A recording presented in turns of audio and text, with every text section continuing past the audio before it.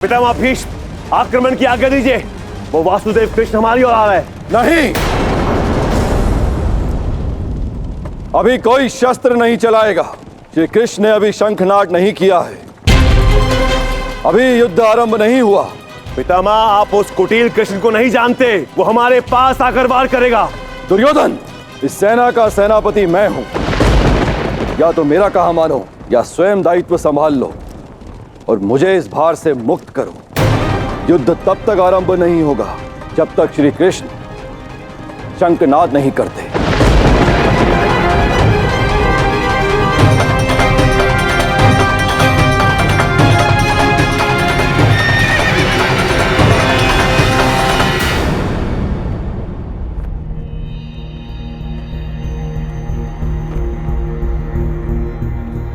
क्या हुआ पार्थ? युद्ध के इस क्षण में ये भावनाएं कैसी? द्वंद्व के इस क्षण में ये दुविधा कैसी? मुझसे ये युद्ध नहीं होगा माता। कैसे लड़ूं मैं?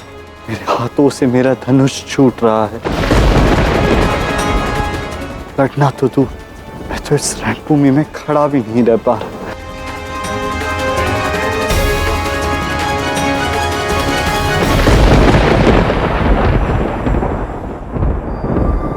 धैर्य साधो पार्थ, ये क्षण पराक्रम का है। पराक्रम?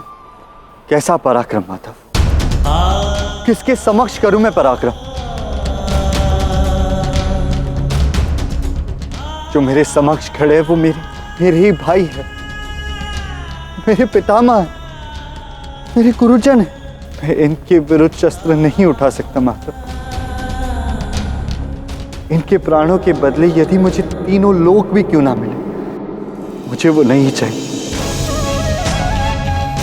ये तो केवल एक धरती के टुकड़े का प्रश्न है।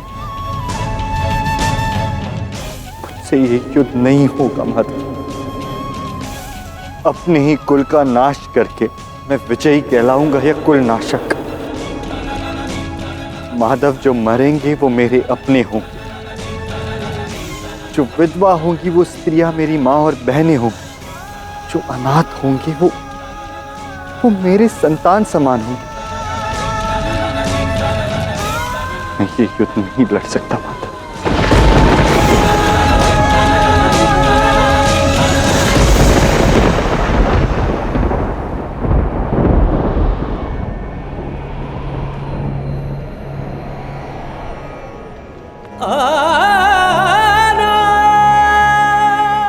इससे तो अच्छा है कि निशस्त्र अवस्था में ये सब मुझे मारते, परंतु ये घोर पाप मुझसे नहीं हो पाता। मैं अपनों से ही युद्ध कर अपनों को नहीं मार सकता माता। ऐसे असमय अपनों के लिए मोह कहां से जाग गया पार्थ? कहां से आई ये भावना?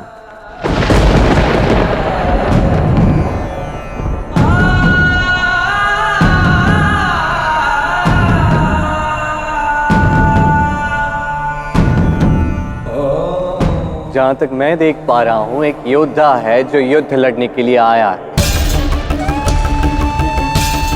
यहां एक योद्धा धर्म वहन करके धर्म की स्थापना के लिए आया। अब योद्धा के लिए युद्ध में सामने कौन खड़ा है, इससे उसे कोई अंतर नहीं पड़ना चाहिए पार्थ। चाहे कोई भी, ये युद्ध है, ये निर्णायक क्षण है पार्थ। यहां अपनी भावनाओं को स्वयं पर हावी मत होने दो।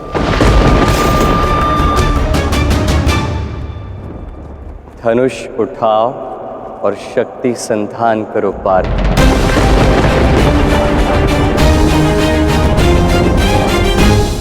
किस पर संधान करूं माता?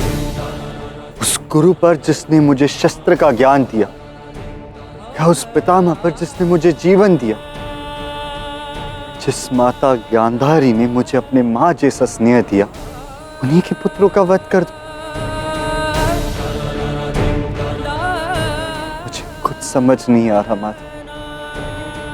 अपनों को ही मारने का क्या लाभ? इस विजय का क्या लाभ? यदि हम ये युद्ध हार जाते हैं तो इस युद्ध का क्या लाभ? इस अधर्म से मुझे केवल नरक प्राप्त होगा माता। युगों तक दुख भोगना होगा। हाँ, मोह जागा है मुझ में माता, परंतु मैं हाथ जोड़कर आपसे पूछता हूं, उत्तर दीजिए माता। जो मेरे लिए योग्य है, जो मेरे लिए उचित है, वो कहिए।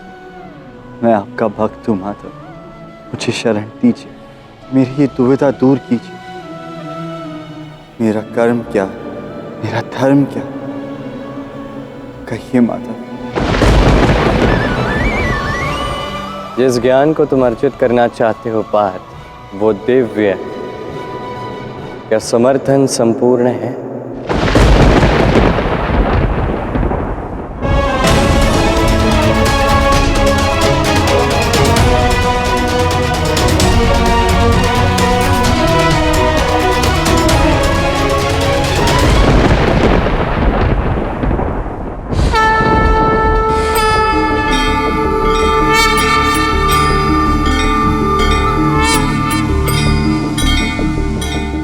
भक्त सज्ज है माता।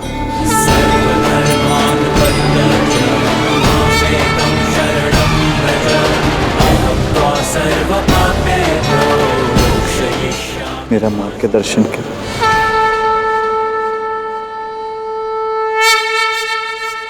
तो सुनो पार्थ, य एनम वेत्ति हंतारम यश्चैनम मन्यते हतम् उभौ तो न विजानीतो नायम हन्ति न हन्यते न जायते म्रियते वा कदाचिन नायम भूत्वा भविता वा न भूयः अजो नित्यः शाश्वतोऽयं पुराणो न हन्यते हन्यमाने शरीरे। अर्थात माता? अर्थ सरल है पार्थ। तुम किसकी चिंता कर रहे हो? तुम किससे भयभीत हो रहे हो पार्थ? कौन है जो तुम्हें मार सकता है जब आत्मा का ना जन्म होता है ना ही वो मरती? ये सब इस क्षण कहने का क्या उद्देश्य है? मेरा उद्देश्य है ज्ञान का प्रसार अर्जुन। इस समय तुम्हारे मन में संसार का हर एक प्रश्न है और मेरे हृदय में संसार का हर एक उत्तर, और ये उत्तर तुम्हारे साथ साथ इस समस्त संसार को मिलेगा अर्जुन। तुम सच्चे भक्त हो अर्जुन, और इसलिए इस सनातन ज्ञान का प्रसार, इसका माध्यम तुम बने। और आज तुमसे इस संसार को जो ज्ञान प्राप्त होगा, उसे मानव जाति का युगों युगों तक केवल कल्याण होने वाला है। इसलिए आज मन में जो भी प्रश्न है, जो भी शंका है, पूछो अर्जुन। अब आने वाले अनंत समय के लिए धर्म स्थापना करने का समय आ गया।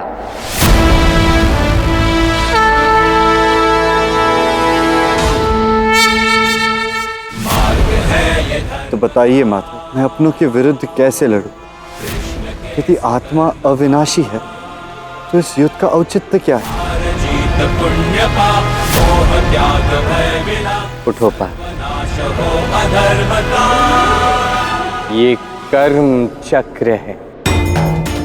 यहाँ प्रत्येक प्राणी को प्रत्येक जन्म में अपना कर्म करना ही होता है, फिर चाहे वो कर्म कितना भी कठिन, कितना भी जटिल क्यों ना, तो चाहे उस कर्म के लिए बड़े से बड़ा मूल्य भी क्यों ना चुकाना पड़े। आत्मा अमर है पार्थ, परंतु इसकी अधोगति और इसकी दूरगति, इसका उद्धार या इसका पतन, इसका स्वर्ग आगमन या नरक प्रवेश, ये सब कुछ कर्म के अनुरूप ही होता है पार्थ। इसलिए कर्म ही सनातन है, ये कर्म ही धर्म है। और तुम ही क्यों अर्जुन? स्वयं नारायण जो इस सृष्टि के संचालक हैं, नियति के रचयिता हैं, वो भी इस कर्म चक्र से बच नहीं सके। उन्हें भी अपने अनेक अवतारों में, अपने अनेक रूपों में इस कर्म चक्र का पालन करना ही पड़ा है। ये कैसे संभव है माधव? जिन्होंने निर्माण किया वही पालक कैसे हुए? जिस राजा ने राज्य स्थापित किया वो राजा प्रजा कैसे हुआ?